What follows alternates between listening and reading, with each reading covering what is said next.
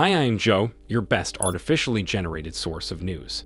And we'll start with something interesting from Russia. A company called T-Hunter claims to have developed an artificial intelligence that can detect and dox the owners of Telegram channels. The program is, unsurprisingly, called Comrade Major. The news has been widely celebrated in Russia, but judging by the description of the program, there does not appear to be anything particularly innovative in there. According to a Russian official interviewed by the press, the program simply automates a bunch of basic actions, such as scraping the description and messages for personal information. While this does not revolutionize doxing, it certainly makes mass surveilling Telegram easier and faster. There is still no indication that Comrade Major can defeat adequate operational security, though. Not that this would matter, considering that on numerous occasions Russian FSB demonstrated an ability to exploit Telegram's vulnerabilities and intercept messages in the app. In other news, Clearview Resources, a Canadian energy company, reports sustaining a cyber attack that drained its bank account of over $1 million. According to the reports, the email address of the company's employee was compromised last December. The cybercriminals managed to use the access to redirect a transfer of funds to a third-party account before being detected. While the exact method was not revealed, this looks a lot like a CEO scam taken to the next level.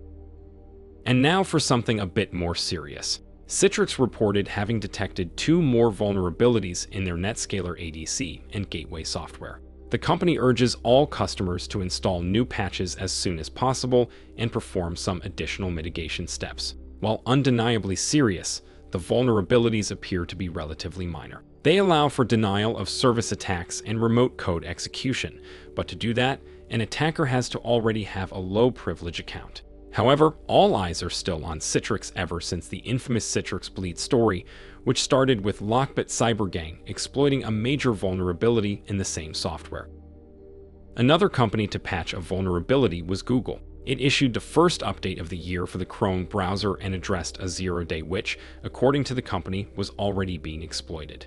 Reportedly, the vulnerability allowed malicious actors to get access to Chrome's data and mess with the browser in some other ways. By the way, fixing a bug was not the only thing Google did in this latest update. The warning on the incognito mode was also updated to say that Google and other companies are still collecting your data if you browse this way. This, of course, is a direct response to the $5 billion lawsuit Google is facing. Chrome was accused of collecting way more data than its incognito mode implies, and will most likely have to pay a lot of money to settle the case.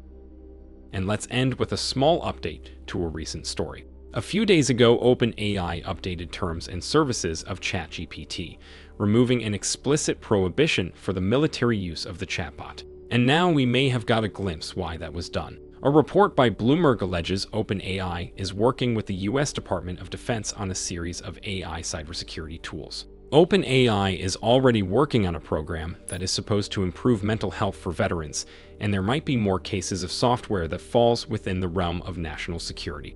And while it's not as exciting than ChatGPT driving a tank, one still can wonder what kind of floodgates this development may open. If you haven't seen my videos on OpenAI terms change and the Citrix Bleed, check them out.